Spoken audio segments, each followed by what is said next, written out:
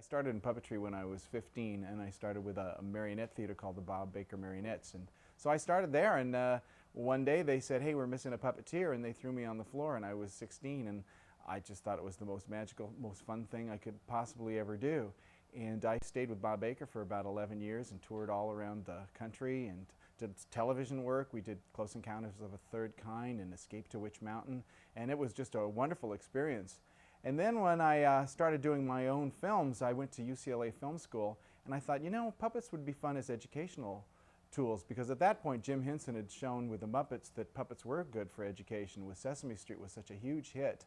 And I started producing educational films where I made the puppets and made the sets, and we actually shot them here in the same studio where we are today as the Puppet Studio. Some teachers thought puppets weren't good for education, but it turns out they're actually one of the best tools because they capture a child's interest and imagination, and then subtly, if it's done well enough, you get the educational content to kind of come underneath. I think puppetry is one of the most fascinating arts because it's an ancient art.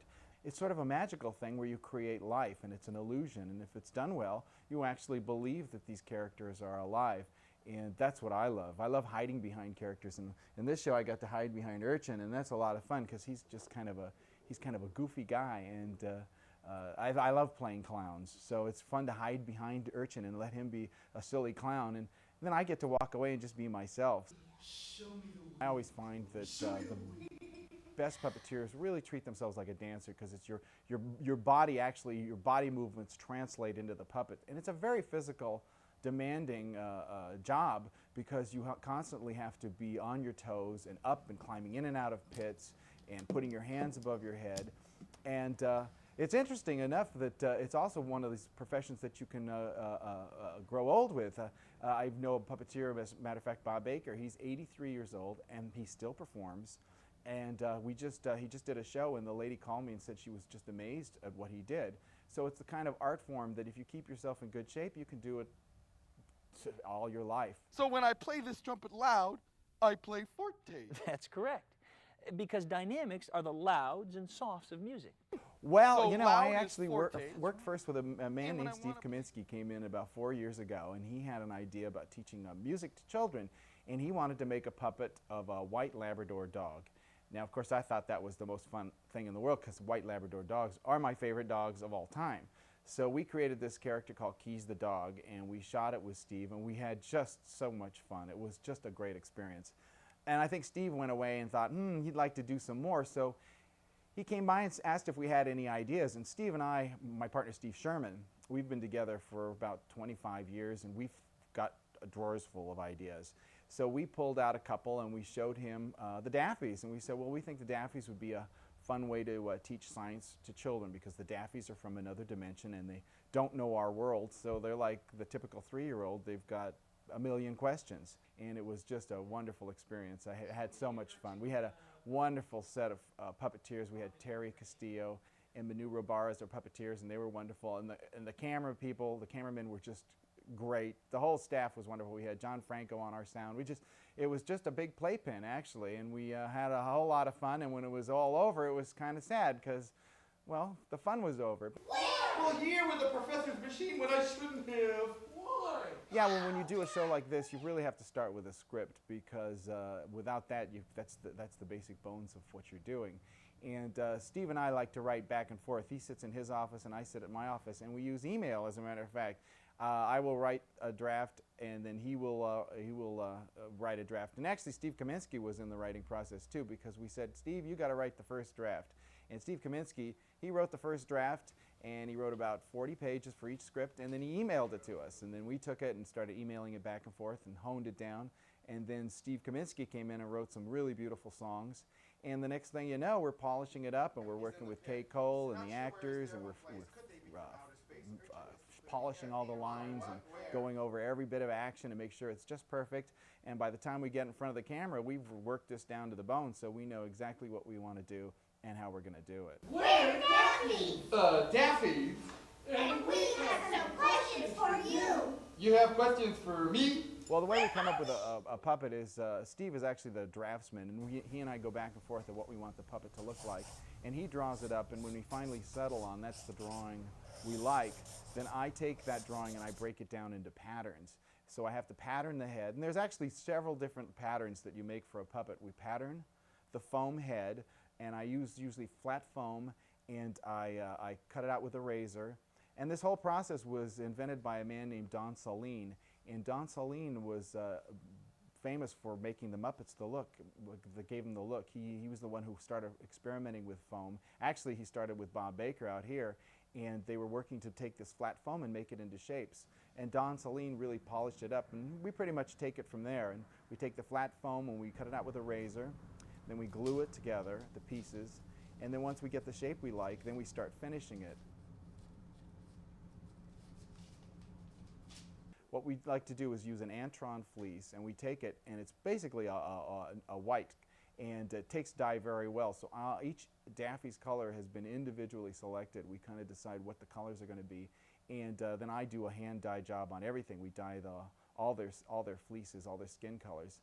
And then we make a pattern, then we do a second pattern that's for the covering. So we have a pattern for the foam, then we make a pattern for the covering, and that's actually it's sewn like you sew a shirt or a coat or a pair of pants. You just take the cloth and cut out your pattern and sew it up.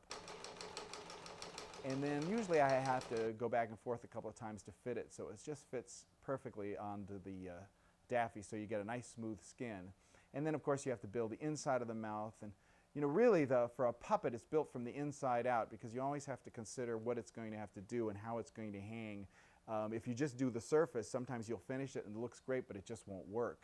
You put it on your hand and it gets all crooked and stuff. So really, when you design a puppet, you have to figure out what it's going to do inside, what it's going to look like inside, and how your hand goes into it. Then we work with the furs. We make the furs into hair. And I think I'm going to make Quirk's hair out of this, but what I'm going to have to do is cut it into spikes and cover it with white glue, because he's got spiky hair. What's wrong with Daffies? One job that I don't do is the costuming, the final dress. We have a wonderful costumer named Nina Correa, and she's really wonderful. She's always been doing our costumes, and we hand it over to her with some rough idea of what kind of clothes we want for the characters, and we buy the fabrics for her, make all the selections. Steve and I do all the selections of colors and patterns, and then we hand it off to Nina, and she's just a whiz-bang. I love the performance. It is acting, but it doesn't seem like acting to me. You just do it. You just are. It's like when I put on Urchin, he takes over, and so he'll do things like I remember the entrance when Chloe comes in the first show, and she says, "Hi, Urchin." Good morning, Professor. Good morning, Chloe. Good morning, Urchin. Good morning, Chloe. All of a sudden, Urchin was really shy with her, and he was like, you know, he kind of blushed, well, puppet blushed, but he was shy, and I didn't know he would do that until the minute Chloe walked in and the cameras were on, and all of a sudden he's shy, and I went, oh, well, there you go. He's like he's kind of flirting with her. He thinks she's pretty, and he's a little intimidated by her, which I thought was kind of cute, but you don't think about those things, and I think that's kind of what an actor's instinct is it comes out, and all of a sudden when you're in the character, all of a sudden the character's doing things that you didn't plan, but they just seem right because that's what he would do. Oh, she gets me. Well, it takes a lot of polish to put on a show like this. You know, puppets are deceptively easy. They look like anybody can do them, but if you do them wrong, they just are terrible. And I think that's why in this country a lot of people put down puppets, because they've seen a lot of really bad puppetry. So it takes a lot of polish and it takes a lot of work, but you can't make it look like it took a lot of work and a lot of polish. What you really want to do is to transport your audience. You want the audience to really forget that they're puppets and just start thinking about what they're doing and what's going on in front of them. I'm Urchin. I'm Orvin. I'm Quirk. I'm Bernaline. We're Daffies. Daffies. And we have some questions for you. You have questions for me? It took a lot of work and a lot of studying to be able to just get up in front of a camera and play, but that's essentially what we do. Yeah, well, a puppet like Urchin actually takes two puppeteers to work fully, because I have my hand up here, and actually I'm left-handed, so I have my hand up here, and then I have my other hand doing this. So this hand, in a lot of cases, is stuffed, but when you see him with two hands, well, Mr. Steve Sherman, he comes in and he puts his other hand in here. This is what we found. And I'm Every day in our existence, by this rule is bound. And that's actually kind of an art to figure out how to mimic each other, because we're walking all around together, and I actually end up kind of dragging him along, but it doesn't really look like I'm dragging him along, because he's always just right there, and he knows what to do, and we know how to clap and work the hands together. I think always do the downstage hand. Okay, it's always this one. Fine, fine. Or downstage. We did the right over there. So it looks like the character is really thinking. Both hands are working, but it's two people behind there to make them both go at once. Yeah, I hope people like the show. It was really a lot of fun to do, and I hope it's a value to children and families.